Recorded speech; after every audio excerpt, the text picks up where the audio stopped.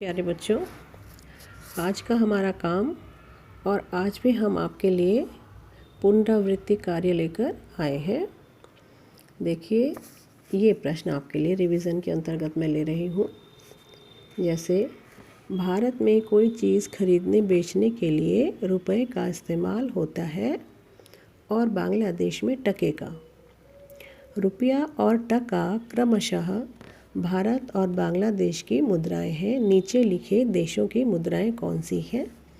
आप इन देशों के नाम देखिए: सऊदी अरब, जापान, फ्रांस, इटली और इंग्लैंड। आप इनकी मुद्राएं लिखिए और साथ साथ याद करिए। इसके बाद हम चलते हैं। जैसे ये प्रश्न है, अंधेर नगर की प्रजा राजा के मरने पर खुश हुई। क्यों खुश हुई? ये हम प्रश्न बनाएंगे।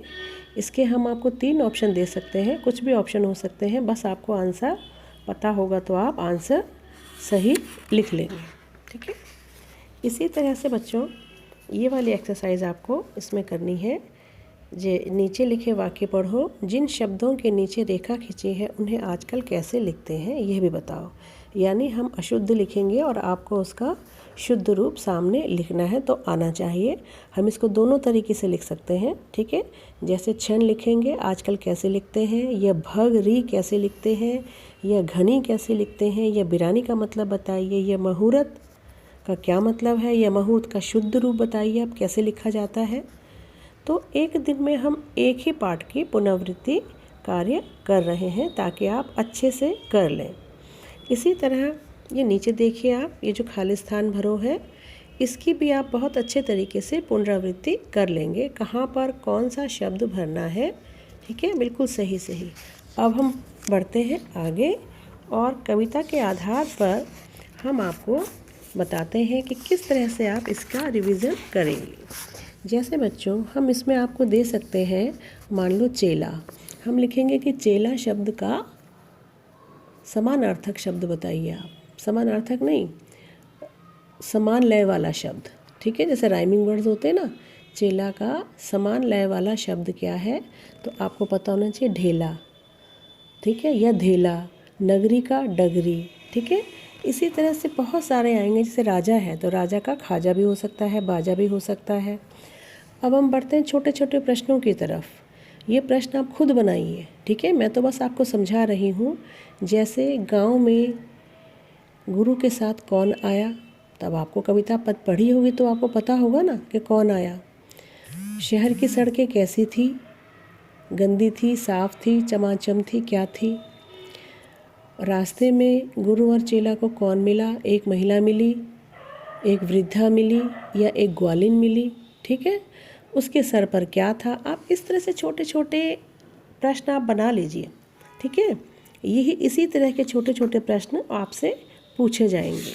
कोई वो नहीं है कि जो हमने आपसे काम करवा रखा है उसी तरह से हम आएंगे। जैसे हार्ट है, अब हम पूछ सकते हैं कि हार्ट का मतलब बताओ। हम आपको 3 ऑप्शन दे सकते हैं, सही ऑप्शन आपको पता होना चाहिए। ठीक है। और ये भी पूछ सकते हैं कि वहाँ पर टका से क्या मिलता था। ठीक है। एक बार गांव में क्या गिरी, उस राज्य में क्या चीज़ गिरी। ठीक है। कई ऑप्शन होंगे, आपको पता होना चाहिए। ठीक है।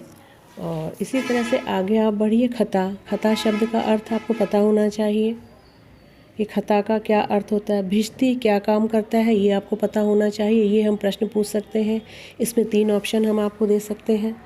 मशक वाला, मशक वाले का क्या काम था। ठीक है। तो ये सारी चीज़ें हैं, छोटे छोटे प्रश्न हैं आपके लिए। आपको खुद ही प्रश्न बनाने हैं, यानी आपको बिल्कुल अच्छे तरीके से कविता पढ़नी है और छोटे छोटे प्रश्न आप बनाइए और फिर उनके आंसर आप ढूंढिए कि क्या इसका आंसर हो सकता है। अब संतरे का मतलब क्या हो सकता है, संतरा बेचने वाला या कुछ और, ये भी आप देखिए। ठीक है। आगे बढ़ते हैं हम। देखिए, बहुत सारी चीज़ें हैं। चलिए सोचिए थोड़ा थोड़ा।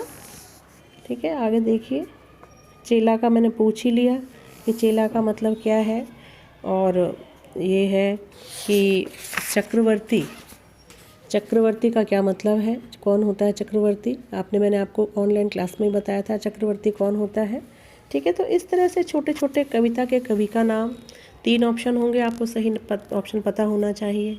हर पार्ट का आपको पता होना चाहिए राइटर कौन है। तो इस तरह से आप इसका रिवीजन भी करेंगे। ठीक है बच्चों, चलिए ओके बच्चों।